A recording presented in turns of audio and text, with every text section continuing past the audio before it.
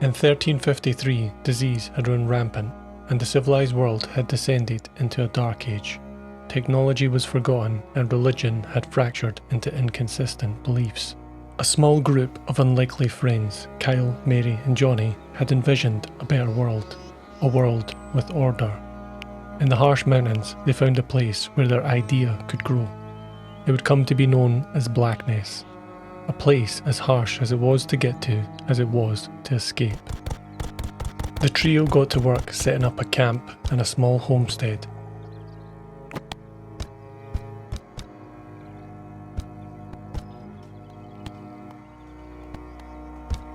The world had filled with dishonesty and violence, which the trio had experienced firsthand. Blackness was not merely a sanctuary from the cruelty of the world. It was the enemy of the engulfing darkness. Banditry, cannibalism, extortion, all dark ventures would meet an ill fate here at Blackness.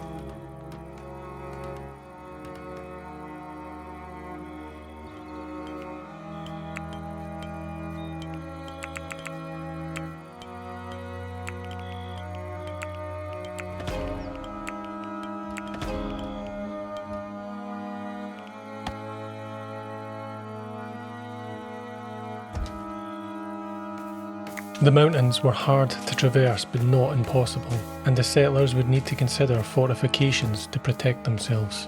Banditry was common in these lands, and the nobles often used their power to extort lesser villages. If they came, they would learn the judgment of Blackness.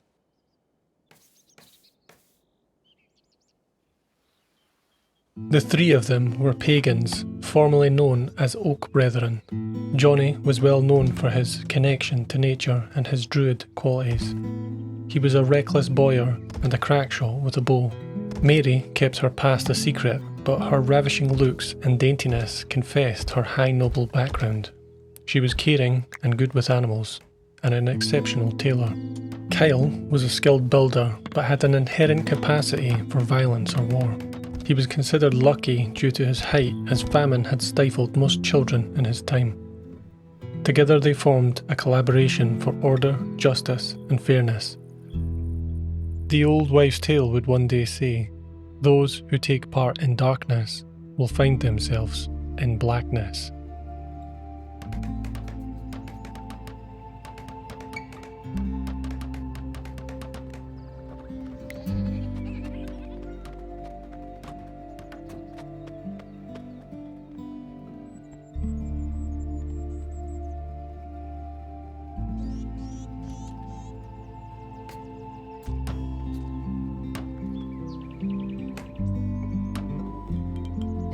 As Oak Brethren, they trusted the land to provide, and it did. Natural caves were expanded by Johnny to provide cool storage space for foods and other perishables.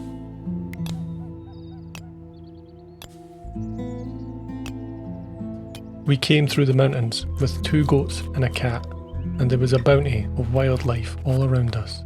The winding rivers of this place attracted an abundance of animals.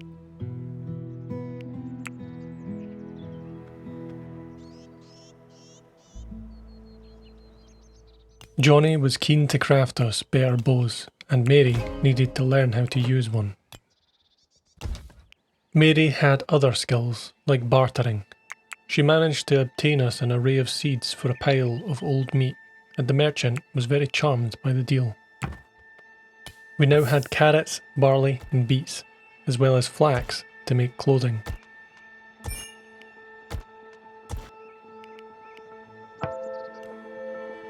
We built a small barn for the hay and for the goats to keep warm.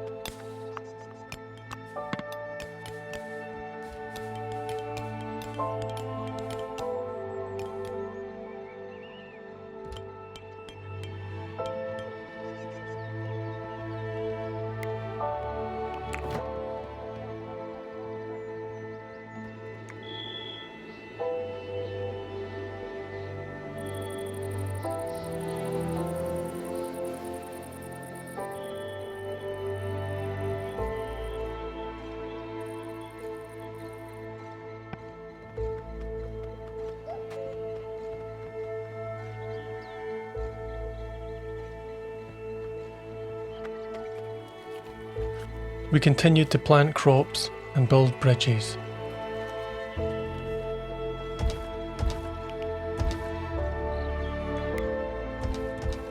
We invested in tailoring technology for Mary to rekindle her passion for fabrics.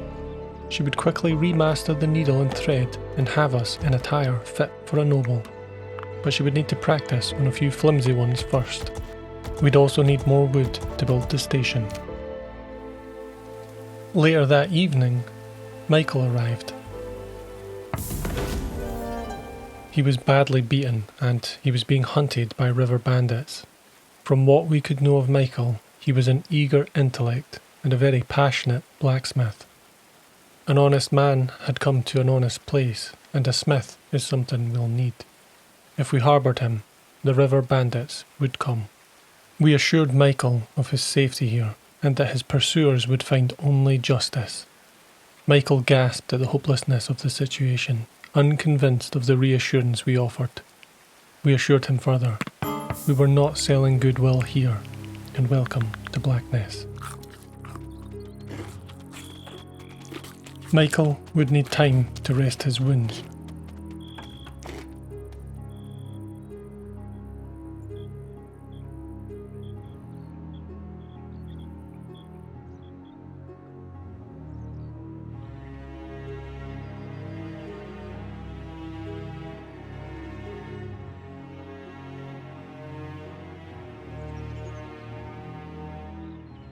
We'd need summer clothes for one more, but the flax was growing nicely and we have plenty linen. We would of course recycle our damaged or poor quality clothing for material too. As we got to know Michel, we learned of his past. In desperate times he had become acquainted with the flesh of his kin, and he was completely callous to the sight of death. His past would stay in the past. In Blackness, crimes of nature would not go unpunished. He did not share our pagan view, but his restitution as God also forbid his past deeds. Annoyingly, he would also need a place to worship, even if he barely believed. He would not find hunger an issue in Blackness. Our cat Clover certainly was not wanting and had nested herself in with the food. Ever the craftsman, Kyle continued to perfect his builds. His vision was to build a grand castle one day, but for now we needed better defences.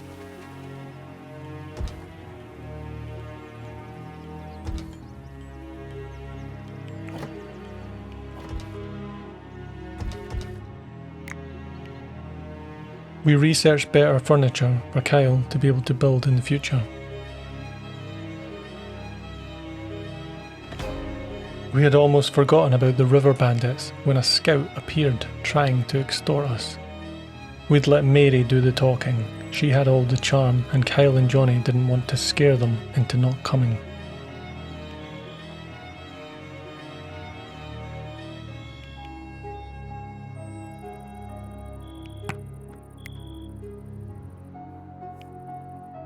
We'd quickly finish the fortification if we even needed them. You see, Kyle and Johnny were no stranger to violence.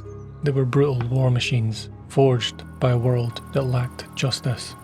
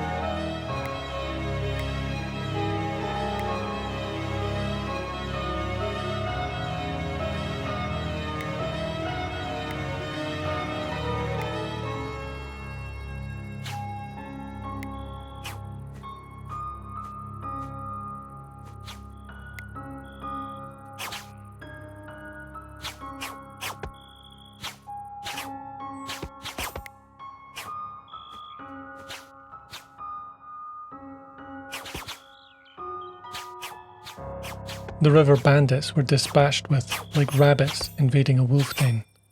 One of them, Ealdric, tried to surrender. Michel recognised Ealdric as the butcher, the cannibal, the dainty and the disfigured scoundrel. Blackness deemed him unfit for rehabilitation. He was sent to join his comrades.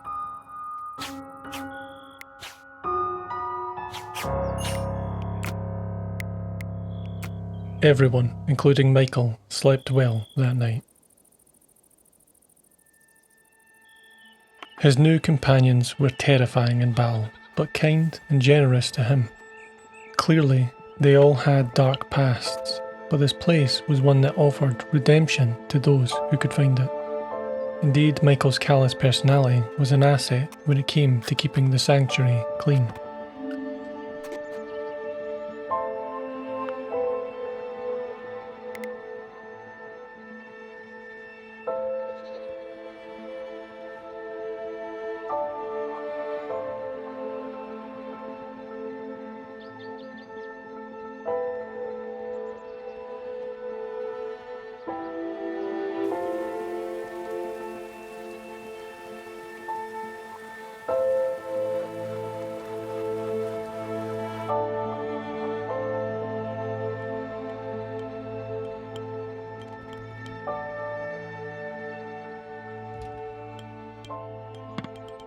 As Kyle continued to construct, Johnny suggested that he could mine into the mountain between the rivers.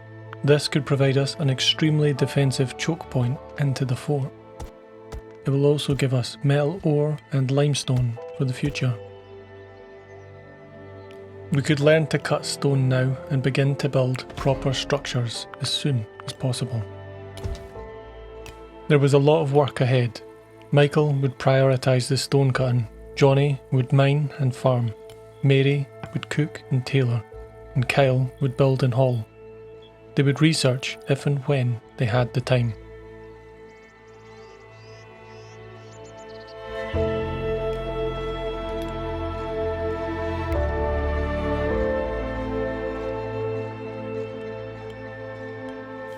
We learned to ferment.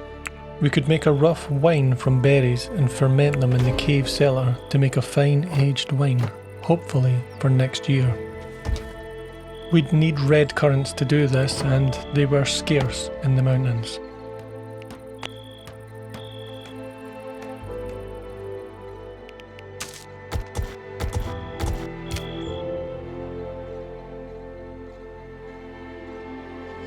It was our first summer.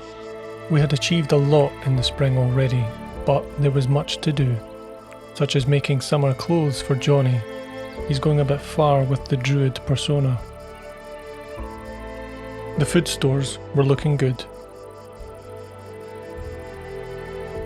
We would want to keep using this underground storage and build our kitchen on top of the cave.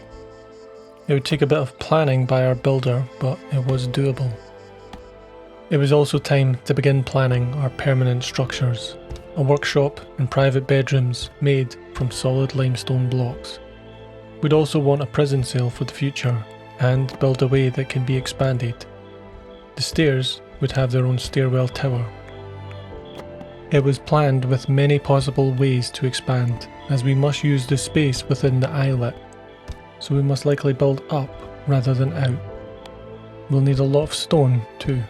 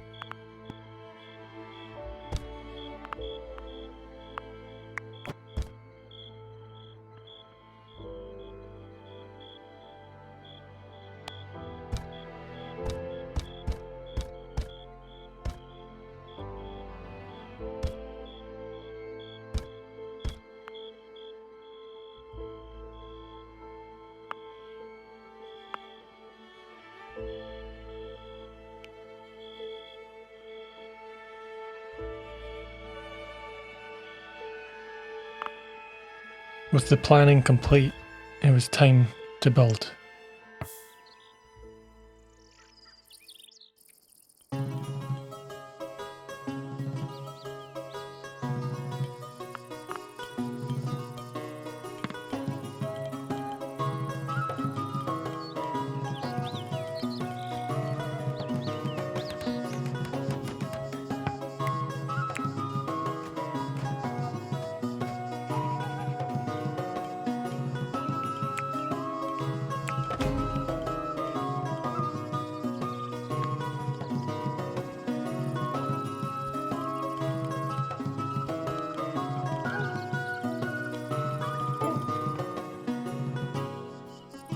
During the summer, we found a wheelwright injured in the forest.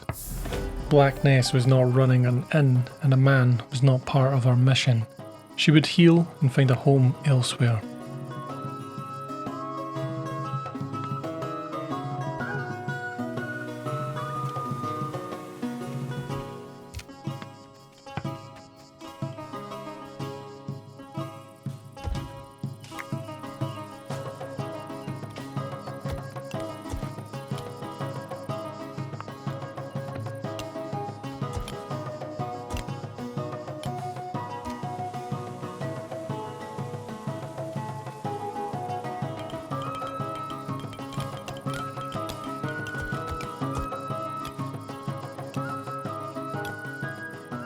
To save Kyle from doing so much hauling, we were keen to barter a dog.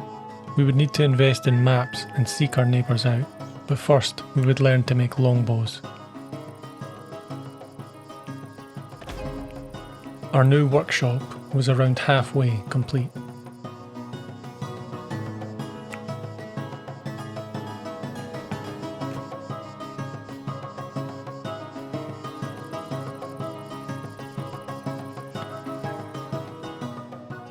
We had finished our first prison cell, and with it we would bring order to this land.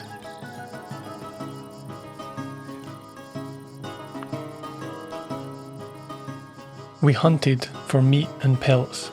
Mary would soon begin tailoring our winter clothing as summer slipped into autumn, and the pelts would make fine winter clothing. Traders would come but never sold dogs. We'd need to take trade into our own hands to find some good hounds.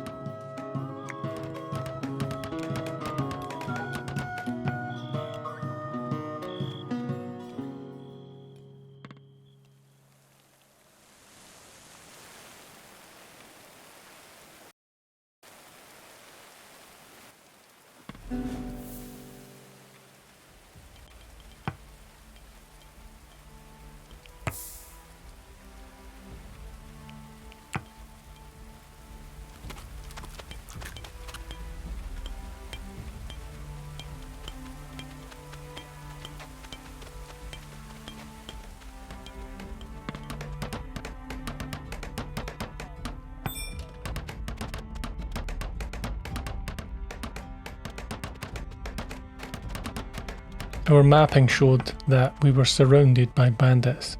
Our closest and friendliest neighbour was the faithful Sons of England. We would need something to trade, likely our summer clothing.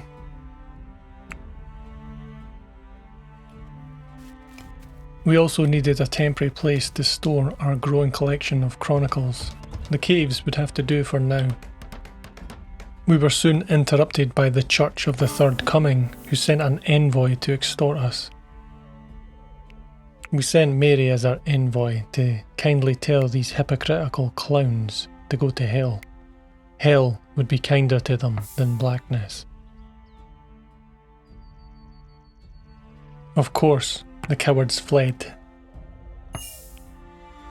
Mary then left to have more gentle discussions with the faithful Sons of England, hoping to come home with well-bred hounds.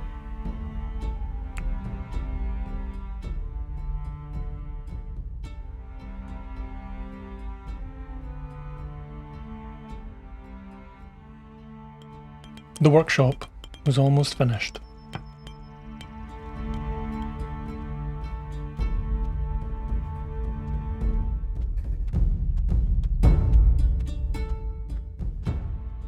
Mary arrived at her destination, but unfortunately they had no dogs. Still, we managed to get a nice stove and some gold coins.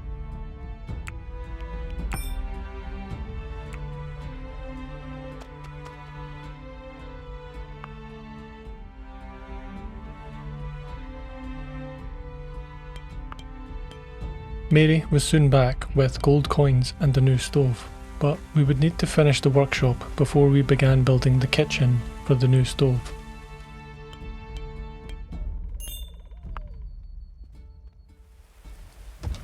We would begin to plan out the kitchen. It would be on the ground floor and a large great hall would sit above, connected to the bedroom hallway and overseeing the main entrance.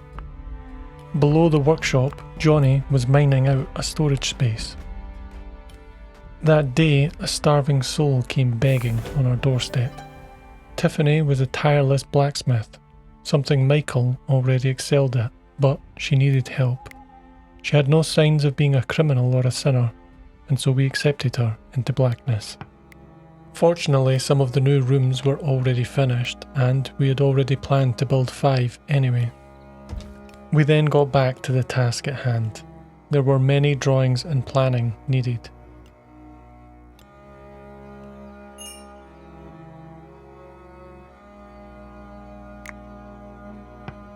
But the guests continued to arrive. Redwald was being hunted by the Ravagers. Redwald was visibly a savage, and Blackness was not a sanctuary for barbarians. Neither he nor his pursuers were welcome here. We had lots of complicated work to do.